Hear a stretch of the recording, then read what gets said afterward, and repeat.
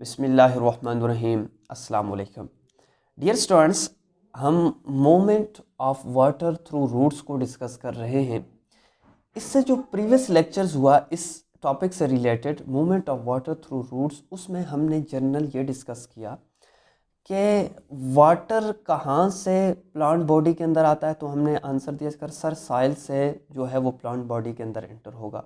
फिर हमने क्वेश्चन किया कि कैसे एंटर होगा, और कैसे का आंसर हम प्रीवियस 2 लेक्चर्स में भी दिया है। आज हम इसी जो टॉपिक है इसको फर्दर एक्सप्लेन करेंगे।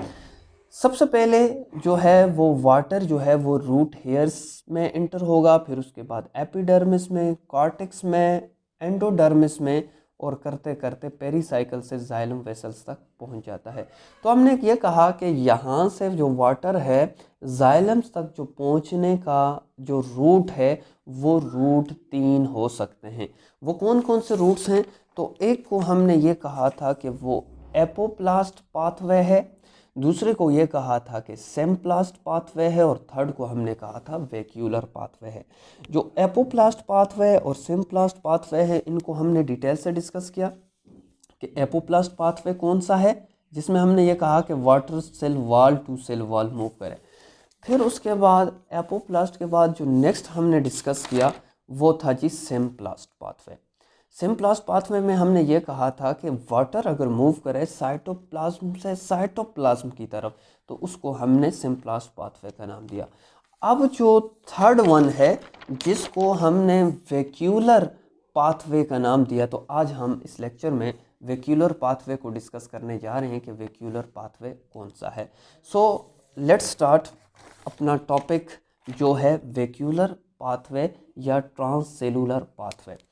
तो अगर मैं अगेन आपको जो प्रीवियस लेक्चर में हमने डायग्राम बनाई थी जर्नल रूट की, उसकी क्रॉस सेक्शन की, अगर मैं उसको दोबारा से आपको रिमाइंड करवाऊं, तो सबसे पहले वाटर हमारे पास कहाँ पे मौजूद होगा? रूट हेयर में मौजूद।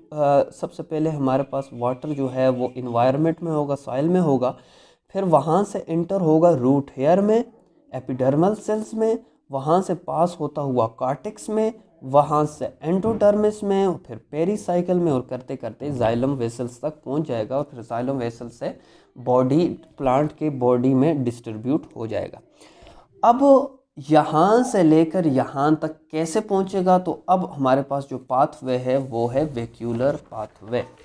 अब वैक्यूलर पाथवे की अगर एटिमोलॉजी देखी जाए तो वैक्यूलर निकला है वैक्यूल से और पाथवे निकला है रूट से। तो इसका यह मतलब हुआ कि ये कुछ वैक्यूल्स के दरमियान रूट होगा। क्लियर है? कैसे रूट होगा अभी हम देखते हैं। फॉर एग्जांपल ये हमारे पास सेल है, ये दूसरा सेल है। अब ये जो सबसे बाहर वाली मेम्ब्रेन है इसको हम सेल वॉल कहते हैं। ये जो ग्रीन से मैंने रिप्रेजेंट की हुई है ये हमारे पास सेल मेम्ब्रेन है। और इसके बाद ये जो अंदर आपको कुछ स्पेस ये वाली नज़र आ रही है इसको हम साइटोप्लाज्म कहते हैं। और इसके अंदर जो लार्ज हमारे पास एक ऑर्गेनेलिज मौजूद होती है जिसको हम वैक्यूल कहते हैं। तो यहाँ पे मैंने लिख भी लिया है, ये वैक्यूल है और ये हमारे पास साइटोप्लाज्म है। और अच्छा, अब ये दो सेल्स के दरमियान ये जो कनेक्शन है, लिविंग ब्रिज है, ये जो पुल बना हुआ है इसको हम प्लाज्मोडेस्माटा कहते हैं। अब बात करते हैं कि वैक्यूलर पाथवे या ट्रांससेलुलर पाथवे कौन सा है, क्योंकि वैक्यूलर पाथवे को ट्रांससेलुलर पाथवे भी कहते हैं। कि वो पाथवे जिसमें एक वैक्यूल से वाटर जो है एडजेसेंट सेल साथ जुड़े हुए सेल के वैक्यूल्स में मूव करें थ्रू प्लाज्मोडेस्माटा, जो दरमियान में कनेक्शन है। अभी प्लाज्मोडेस्माटा को मैं एक्सप्लेन करूंगा कि प्लाज्मोडेस्माटा क्या है। तो इसको हम इस पाथवे को वैक्यूलर पाथवे कहते हैं। तो यहाँ पे मैंने लिख लिया है, it is the pathway in which water moves from vacuoles to vacuoles of the adjacent cells through plasmodesmata, जो प्लाज्मोडेस्माटा के थ्रू मूव करता है। अब क्वेश्चन हमारा ये आ चुका है कि सर ये प्लाज्मोडेस्माटा क्या है?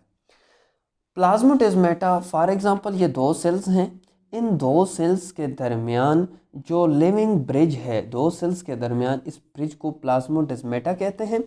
अब इसकी प्रॉपर डिफाइन करते हैं, प्लाज्मोडेस्माटा क्या है, सिंगुलर प्लाज्मोडेस्मा होगा, ये आपने याद रखना है। Plasmodesmata are small channels that directly connect the cytoplasm of neighbouring plant cells, जो नेबरिंग जो पड़ोसी एक दूसरे के पड़ोसी सेल्स हों उनको आपस में डायरेक्टली कनेक्ट करता है, of cytoplasm of neighbouring plant cells to each other, establishing living bridge between cells, और सेल्स के दरमियान ब्रिज क्रिएट करता है। अब प्लाज्मोडेस्माटा का नाम प्लाज्मोडेस्माटा क्यों है, तो it is derived from Greek word, ये ग्रीक वर्ड से डिराइव्ड हुआ है प्लाज्म, जिसका मतलब आप ऑलरेडी जानते हैं साइटोप्लाज्म, एंड डेस्मा का मतलब होता है बॉन्ड। तो दो साइटोप्लाज्म के दरमियान क्योंकि ये बॉन्ड का काम करता है, कनेक्शन का काम करता है, तो इस वजह से इसको हम प्लाज्मोडेस्माटा कहते हैं। अब इसी जो वैक्यूलर पाथवे है इसकी कुछ एक्सप्लेनेशन भी मैंने यहाँ पे लिख ली है, क्योंकि अगर एग्ज़ाम के लिए अगर आप नोट्स प्रिपेयर करना चाहते हैं तो आपके पास नोट्स भी बन जाएं। सो क्या है, plasmodesmata are cytoplasmic strands which extend through pores in the adjacent cells wall of the plasmodesmata and act as source of water movement across the cell towards cytoplasm. कहता है कि यह हमारे पास वाटर मूवमेंट के लिए एक सोर्स प्रोवाइड करता है प्लाज्मोडेस्माटा, कि वाटर इजीली मूव करे थ्रू किसकी तरफ, जाइलम की तरफ मूव करे। अब water absorb by root hairs from the soil, यह आप ऑलरेडी जानते हैं कि जो है वो वाटर कौन एब्जॉर्ब करता है, रूट हेयर, रूट्स की, and transfer to cortical cell vacuoles and finally reaches to the जो है जाइलम सेल वैक्यूल्स तक पहुंच जाता है। तो ये जो पाथवे है जो आज हमने डिस्कस किया वो है वैक्यूलर पाथवे।